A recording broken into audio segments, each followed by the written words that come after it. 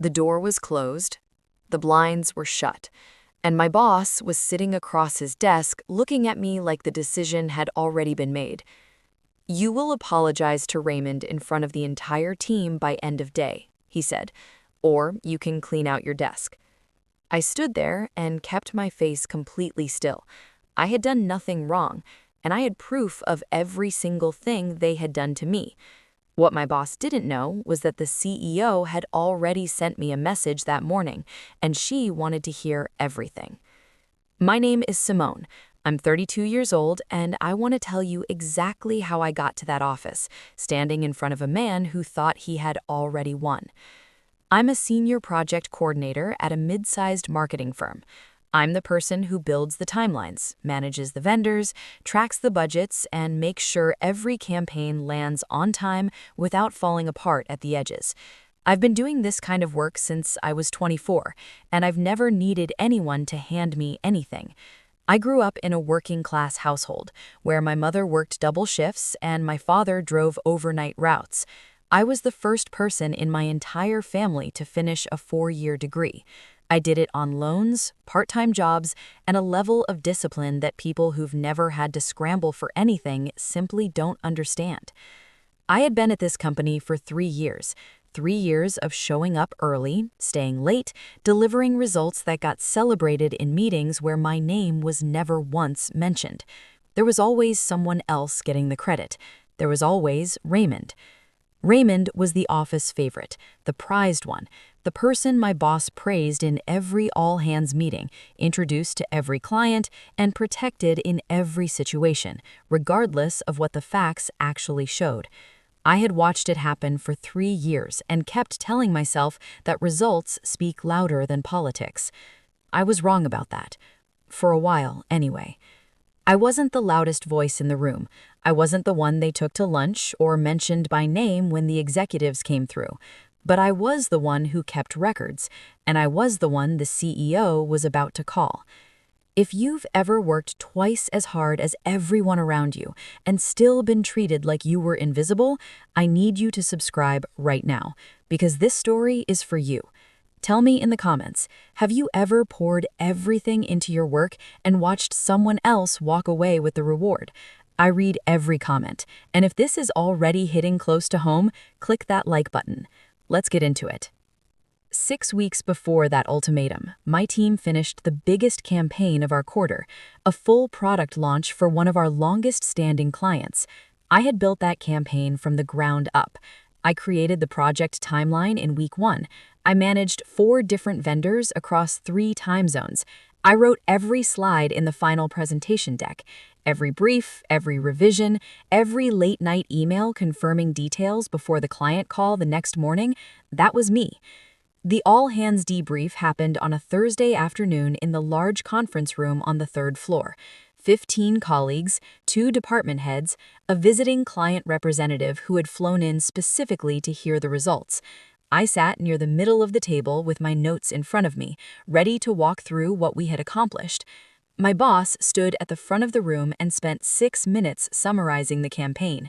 He talked about the strategy, he talked about the execution, he talked about the results, which were strong, and which I had worked 4 months to produce. He said Raymond's name 4 times. He said mine 0. Raymond sat 2 seats to my left and smiled through every word. When the client representative leaned over to shake his hand at the end of the presentation, Raymond took that handshake with both hands and thanked him warmly. He didn't correct a single thing, not one word. My boss wrapped up with a line I still hear clearly when I think about that day. Raymond's leadership on this account is exactly the kind of initiative we want to reward going forward. The room applauded. I sat with my hands flat on the table. After the meeting, I found my boss in the hallway before he reached his office. I kept my voice low and professional. I told him I had led the project, that the record should reflect that accurately, and that I just wanted to make sure the documentation was correct going forward. He looked at me with something between impatience and dismissal. "Nobody's trying to erase you, Simone. Don't make this into something it isn't." 2 days later, I received a formal written warning in my HR file. The reason listed was creating a disruptive work environment. Raymond had filed the complaint the same afternoon I spoke to my boss in the hallway. That was the moment I understood exactly what I was dealing with. The weeks that followed were the kind of slow, deliberate punishment that never leaves a fingerprint. The company posted an opening for a senior account lead position about 10 days after the debrief. I was the logical candidate. 3 years of documented results, a portfolio that covered every major client we had, and performance reviews that were consistently strong. I submitted my application formally, with everything attached. Raymond got the role without going through an interview process. HR sent me a single-paragraph email explaining that the decision had been made at the leadership level and that they appreciated my interest. I read that email 3 times. Then I saved it. With his new title came new authority, and Raymond used it quickly and quietly. I started noticing that calendar invites for key client meetings were not reaching me. When I followed up with the coordinator, she looked uncomfortable and forwarded me a reply from Raymond's account. Those meetings are for leads now. Just like that, I was cut off from the work I had spent 3 years building relationships around. Colleagues who used to stop by my desk began walking past it. Nobody said anything directly. They just adjusted, the way people do when they can sense that someone has been marked. Then came the session that I still think about most clearly, a client strategy meeting I was finally included in, probably because my absence would have looked too obvious given my history with the account. I was presenting a segmentation approach I had spent a week developing. Midway through my second slide, Raymond cut in. "I think what Simone is trying to say is," and then repeated my exact point back to the room using slightly different words and a more confident tone. My boss nodded slowly, as if Raymond had just clarified something that had been unclear. Nobody in that room said a word. I finished the presentation, I packed up my materials, I drove home. That night, I opened the notebook I had started keeping in my 3rd month at the company. I had told myself back then that I was being overly cautious, that I probably wouldn't need it. Now, I flipped through pages of timestamps, direct quotes, forwarded email threads, and screenshots of message chains where my work had been sent upward under someone else's name. I sat at my kitchen table for a long time looking at what I had built. I wasn't building a grudge, I was building a case. I kept reminding myself that workplaces have rules, HR has rules, and above HR there are executives whose entire role is to protect the company from exactly what was happening to me. I just needed to reach the right person. What they didn't know was that I had kept everything. Every email chain, every file with its original creation date visible in the metadata, every moment when they assumed no one was watching closely enough to record it. The most important piece was 12 seconds long, a voice memo I had captured on my phone during a hallway conversation 3 months earlier, when my boss had pulled me aside after I asked about a project reassignment. His exact words, in his own voice, "Just let Raymond have this one, Simone. It's not worth making noise about." I had pressed the record button before I even fully understood why. Instinct. Training, whatever it was, I'm grateful for it every day. The formal written warning they put in my HR file had actually helped me, though. They didn't know that.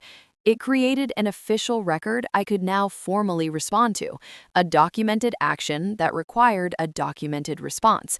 And 3 weeks before that ultimatum landed on my desk, I had submitted a detailed, organized complaint directly to the company's parent organization, not to my boss, not to the HR department he was friendly with, straight to the executive layer, with every attachment clearly labeled.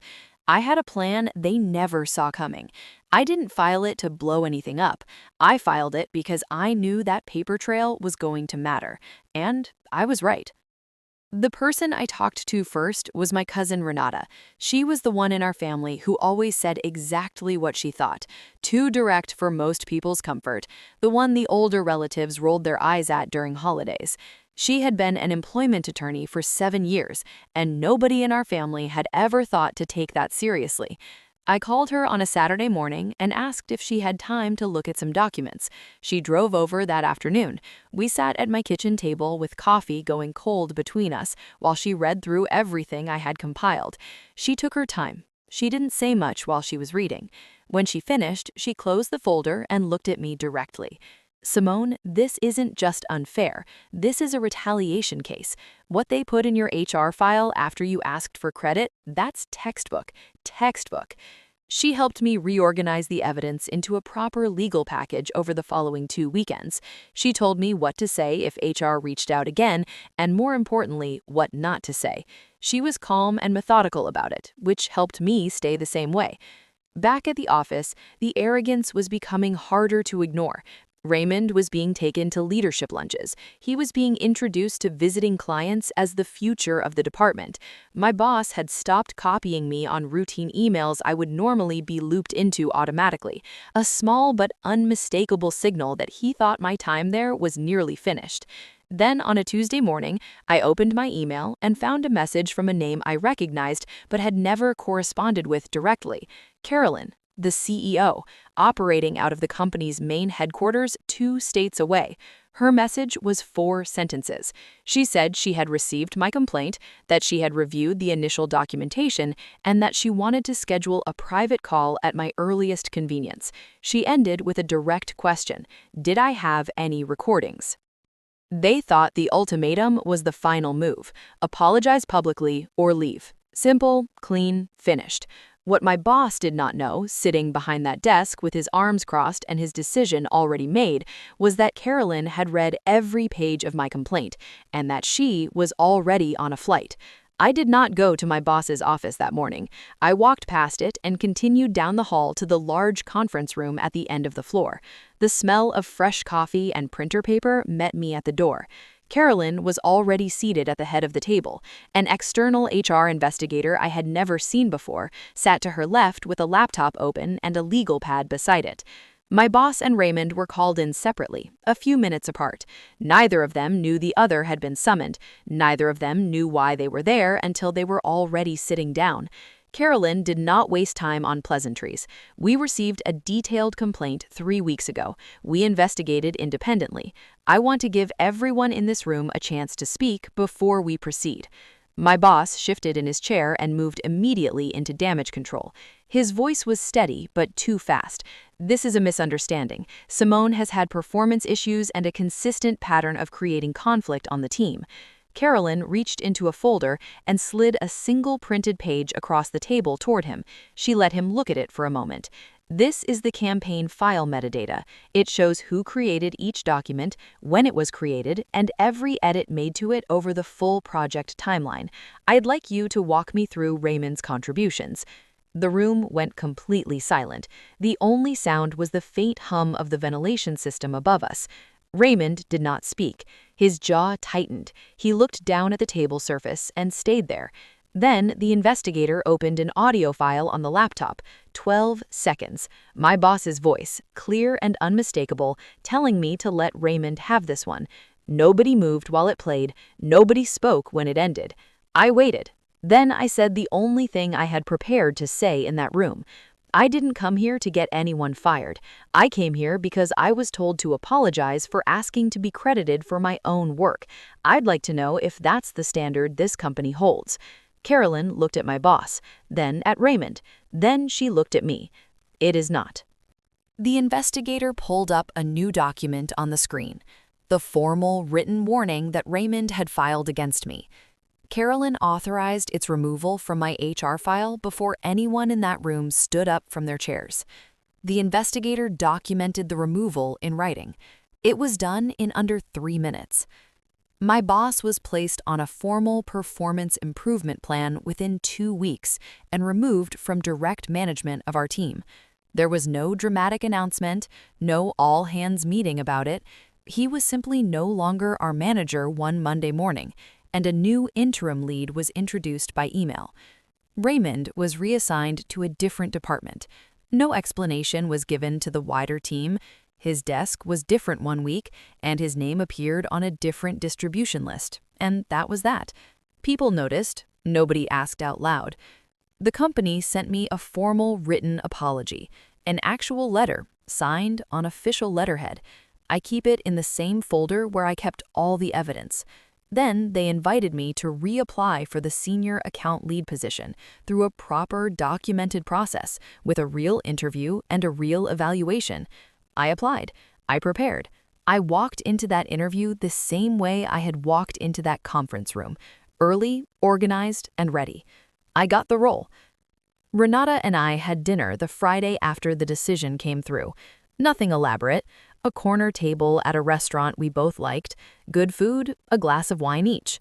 We talked about other things mostly, her cases, my plans for the new position.